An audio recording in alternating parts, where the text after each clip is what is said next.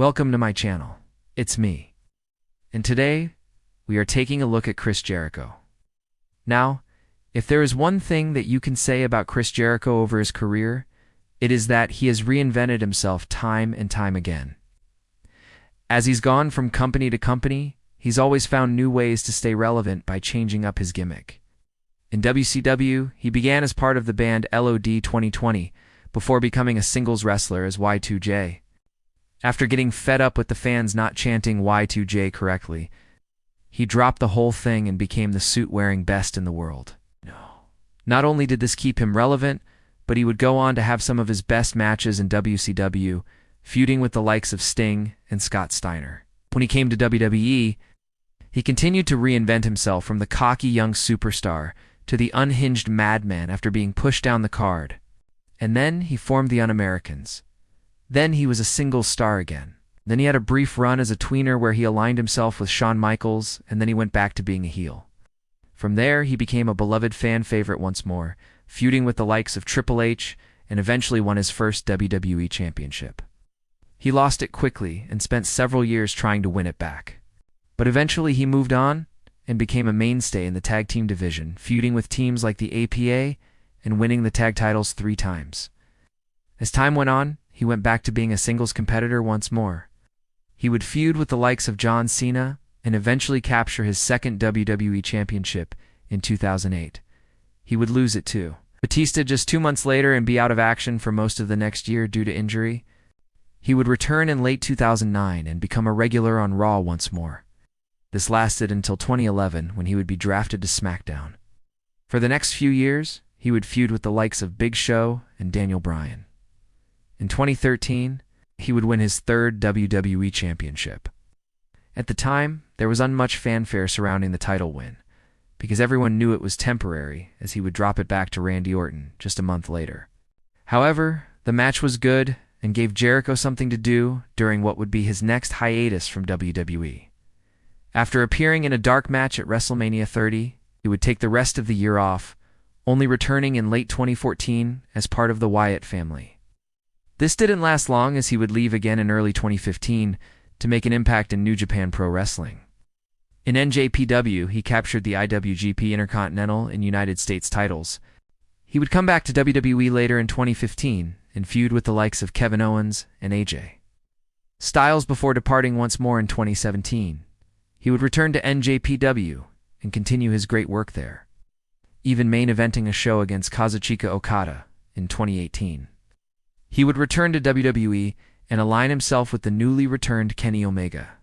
They would feud with the likes of the Young Bucks before Jericho turned on Omega and aligned himself with Omega's former rivals, the Inner Circle.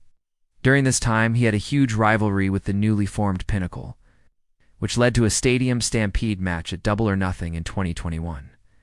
After the match, he would go on to feud with MJF, which was a great program, even though it never really got the payoff that it should have at the end.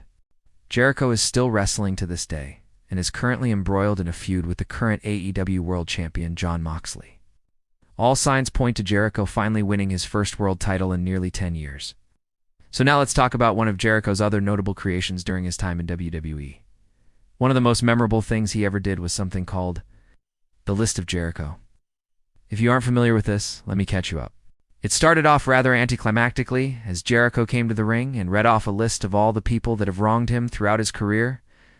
But as the weeks went on, he would start to attack people from the list, either by beating them down or costing them their matches. Even though it started slow, it would eventually pick up steam and become one of the hottest segments during Jericho's run as WWE Champion.